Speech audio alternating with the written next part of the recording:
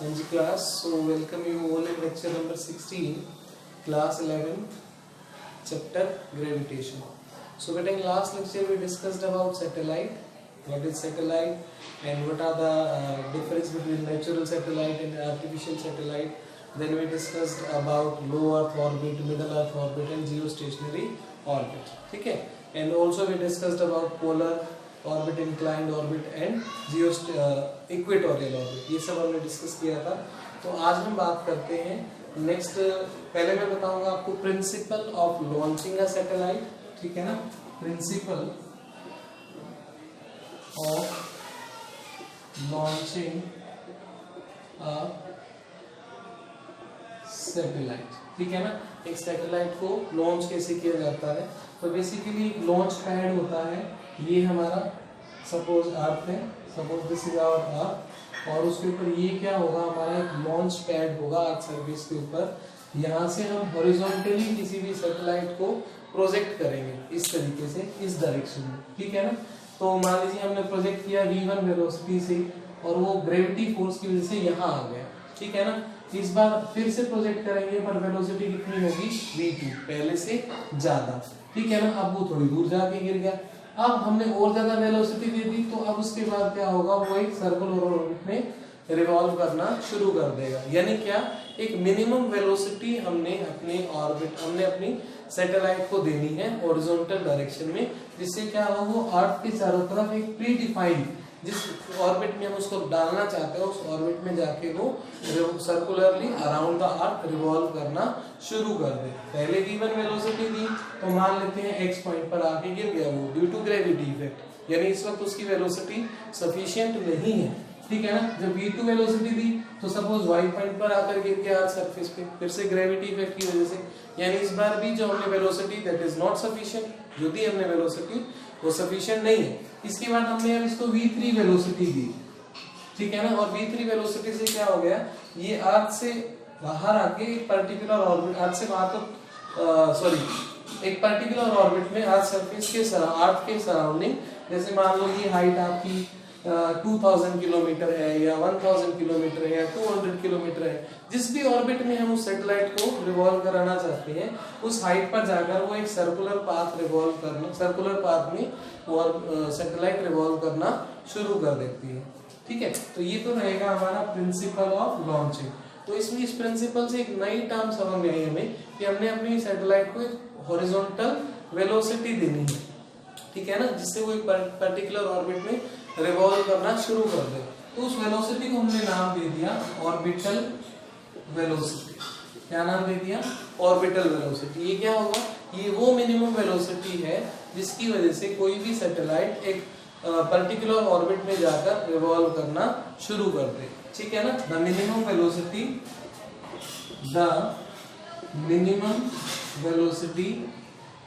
Given to a satellite horizontally आप लिख सकते हैं, हॉरिजॉन्टली, ठीक है ना, horizontally, so that it revolve in a predefined orbit. जिस ऑर्बिट में हम इसको रिवॉल्व कराना चाहते हैं उस ऑर्बिट में जाके रिवॉल्व करना शुरू कर दे, उसको हम बोलेंगे ऑर्बिटल वेलोसिटी, ठीक है जी. अब ये ऑर्बिटल वेलोसिटी आएगी कहाँ से, ठीक है ना. अब देखो बेटा, एक्चुअली कोई भी चीज सर्कुलरली रोटेट कर रही है तो उसके पास कौन सा फोर्स होता है, सेंट्रीपिटल फोर्स होता है, ठीक है ना. कौन सा फोर्स होता है भाई, सेंट्रीपिटल फोर्स होता है. सेंट्रीपिटल फोर्स की वैल्यू क्या होती है, mv²/r. m उस बॉडी का मास, v उसकी वेलोसिटी, लीनियर वेलोसिटी, और r जो होगा वो रेडियस ऑफ द सर्कल होगा जिसमें वो रिवॉल्व करेगी, ठीक है. अब उस सैटेलाइट और प्लेनेट के बीच में कौन सा फोर्स है, ग्रेविटेशनल फोर्स है. कौन सा फोर्स है, ग्रेविटेशनल फोर्स है. इट मींस ये जो ग्रेविटेशनल फोर्स है यही हेल्प करता है, यही ग्रेविटेशनल फोर्स जो है आप ये कह सकते हो सैटेलाइट को सेंट्रीपिटल फोर्स प्रोवाइड कराता है. यही ग्रेविटेशनल फोर्स इस सैटेलाइट को सेंट्रीपिटल फोर्स प्रोवाइड कराता है, जिसकी वजह से सैटेलाइट अराउंड द प्लेनेट एक सर्कुलर पाथ में रिवॉल्व करना शुरू कर देते हैं। बस इसी पॉइंट को ध्यान में रखते हुए कैलकुलेशन कर लेते हैं इसकी ऑर्बिटल वेलोसिटी की।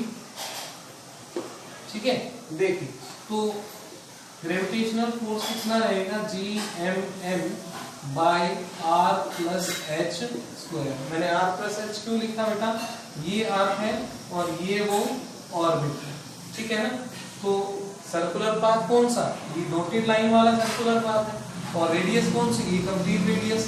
तो ये हाइट ये कितना होगा, रेडियस ऑफ अर्थ, और ये कितना है, height of the orbit from the surface of अर्थ। तो टोटल रेडियस कितनी होगी, r प्लस एच।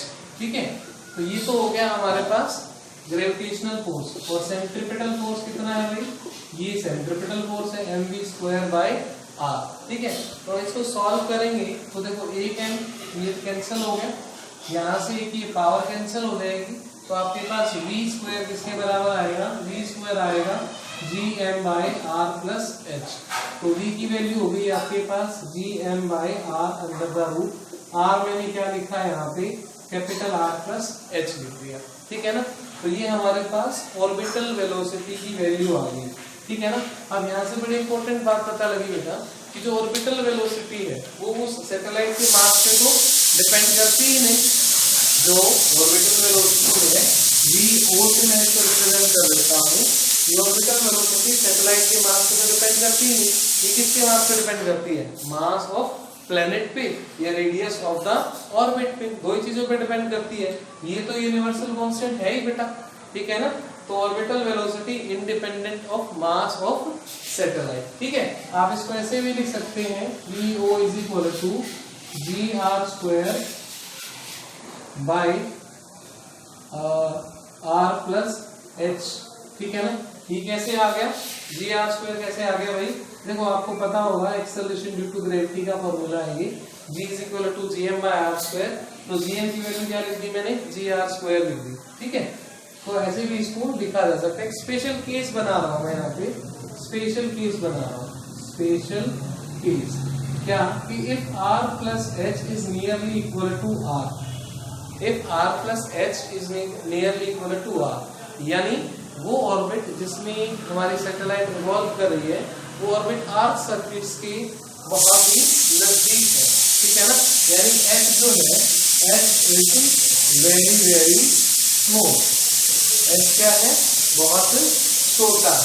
तो क्या हो जाएगा बेटा यहाँ पे GR square by R under the root is equal to V naught, और ये हो गया हमारे पास V naught is equal to GR।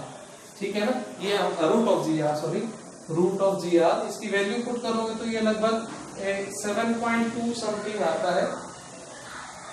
ठीक है ना, 7.9। ठीक है ना, या 8 भी लिख सकते हैं, 8 किलोमीटर पर सेकेंड। ठीक है ना, मैं एक बार फिर बता रहा हूँ कि जो ग्रेविटेशनल फोर्स था उसकी वजह से सेंट्रीपिटल फोर्स मिला इस सैटेलाइट को, जो कि अर्थ के सराउंडिंग एक सर्कुलर ऑर्बिट रिवॉल्व करने लग गया। ठीक है ना, तो यहाँ से हमने V स्क्वायर V नोट लिख देता हूँ मैं क्योंकि ऑर्बिटल वेलोसिटी है ये। ठीक है ना, V नोट किसकी वैल्यू इसके बराबर आ गया GM bye R plus H।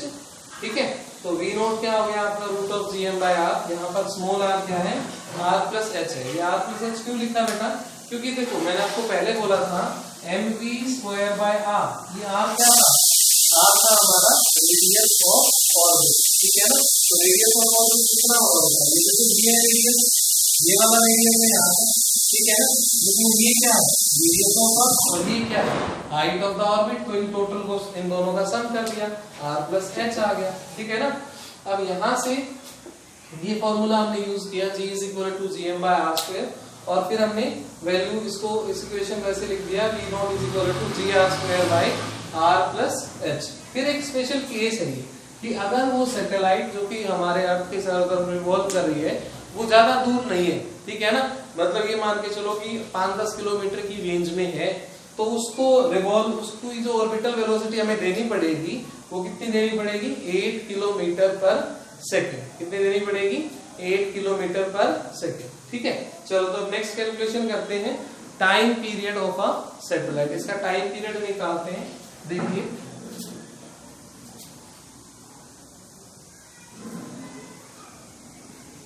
हाँ जी, नेक्स्ट है टाइम पीरियड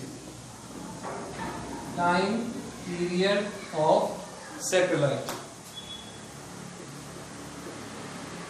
यानी एक सैटेलाइट को कितना टाइम लगेगा। तो टाइम का क्या फॉर्मूला होता है, टाइम होता है आपका डिस्टेंस बाय स्पीड, पुट कर दो, टाइम कितना होगा, distance by speed, very simple, ठीक है ना। तो अब डिस्टेंस, वो ऑर्बिट कैसा पाथ फॉलो कर रही है, सर्कुलर पाथ फॉलो कर रही है, तो डिस्टेंस कितनी, सरकमफ्रेंस, क्या वैल्यू है 2 पाई r प्लस h, ठीक है ना। और स्पीड कितनी है v0, ऑर्बिटल स्पीड से रिवॉल्व कर रही है, तो v0 की वैल्यू यहाँ पर पुट कर देते हैं, ये हो गया आपका 2 पाई r plus h divide by v0 की वैल्यू कितनी है, ये वैल्यू है, तो ये हो जाएगा gr स्क्वायर, ठीक है ना। और ये r प्लस h ऊपर चला जाएगा, r plus h raise to the power 1/2, तो कितना बन गया ये 2 पाई बाय r, ये स्क्वायर था ना, r स्क्वायर था तो मैंने r बाहर ले लिया, 2 पाई r, यहाँ क्या बच गया r plus h raise to the power 3/2 by root of g। आप चाहो तो इसको ऐसा भी लिख सकते हो 2 पाई बाय r, और ये हो जाएगा r plus h by g under the root, यानी रेज टू द पावर 1/2, और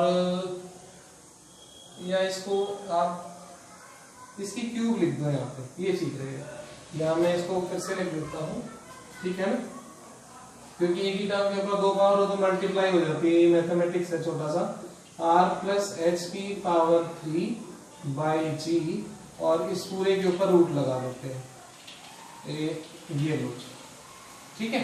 तो ये आपका क्या आ गया, टाइम पीरियड आ गया, क्या आ गया आपका, ये टाइम पीरियड आ गया, ठीक है। नोट कर दो इसको,